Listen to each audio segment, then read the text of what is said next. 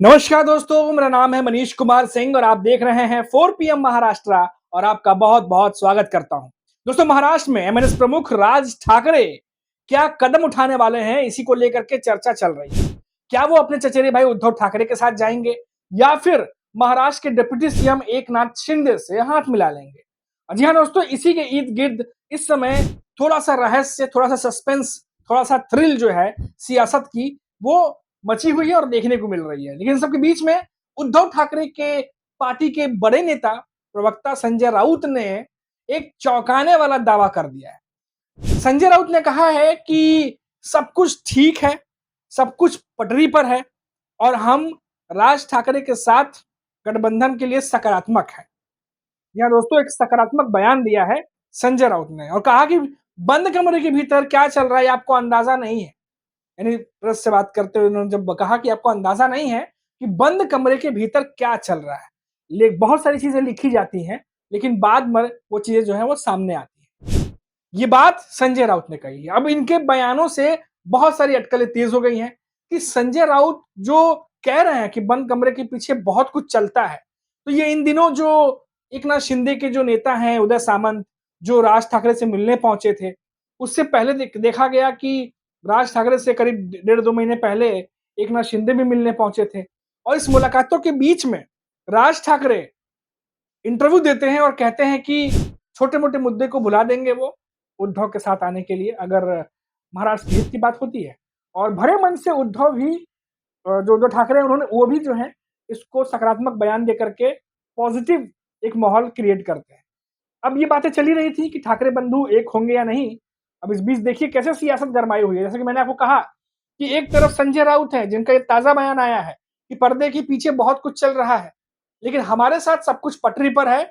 और जल्द ही कुछ बड़ा हो सकता है, ये अंदाजा लगाया जा रहा है। क्योंकि संजय राउत कहते हैं कि सब कुछ पटरी पर है, सब कुछ ठीक है, हम सकारात्मक है राज ठाकरे के साथ गठबंधन के लिए। अब सोचिए दोस्तों, ये बात ऐसे समय में आई है जब लगातार देखा जा रहा है कि एकनाथ शिंदे के नेता राज ठाकरे के घर पहुंच रहे हैं। अभी सभी को पता है कि महाराष्ट्र में निकाय चुनाव, बीएमसी चुनाव होने वाले हैं और राज ठाकरे पूरी तरीके से कमर कस रहे हैं, चुनाव की तैयारी कर रहे हैं और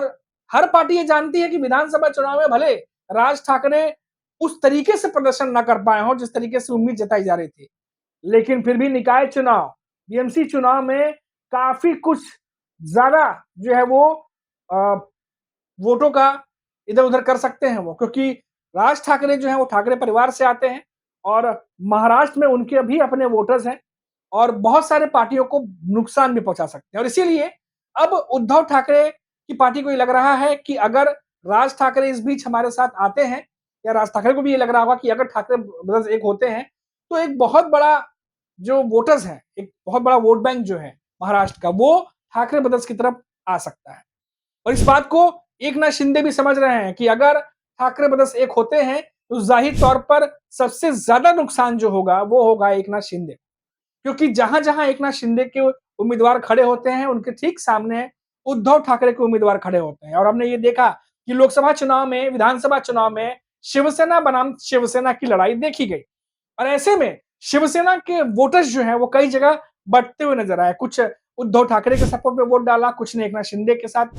जो है वोट डाला। तो ऐसे में राज ठाकरे एक बड़ा फैक्टर हो सकते हैं जो इस शिवसेना, जो एकनाथ शिंदे की शिवसेना, उद्धव ठाकरे की शिवसेना है, इसमें वो एक पॉजिटिव या कह लीजिए वैल्यू ऐड करते हुए नजर आ सकते हैं अपने वोटर्स के द्वारा।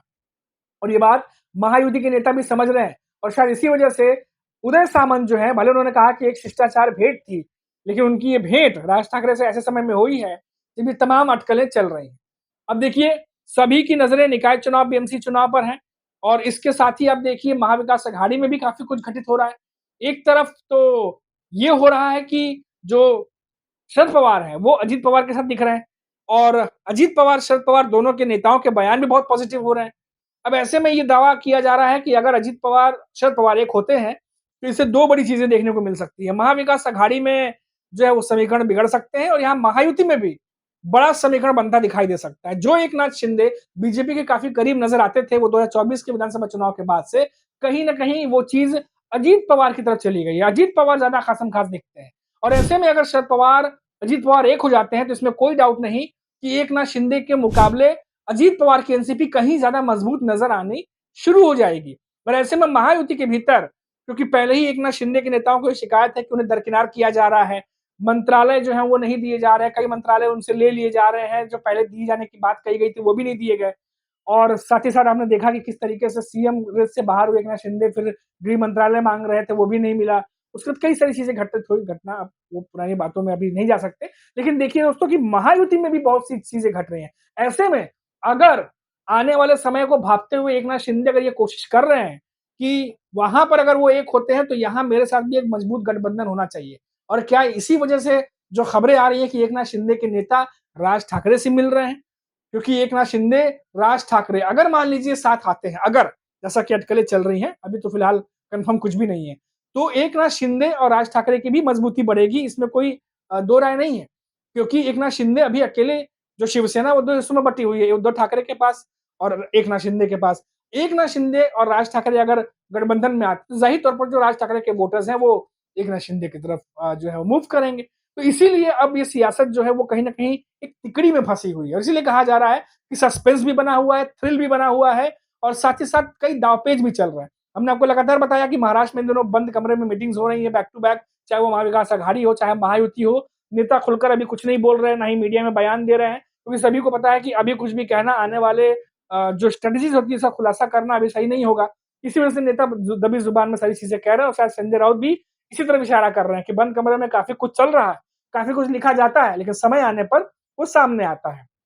तो हमें भी इंतजार है कि आखिर ये जो लिखा जा रहा है, ये जो बंद कमरे में मीटिंग्स हो रही हैं, ये क्या हो रही है, क्यों हो रही है, और इसका रिजल्ट क्या होगा, तो ये देखने वाली बात होगी। फिलहाल अभी के लिए इतना ही। आप देखते रहिए 4 PM महाराष्ट्र। नमस्कार।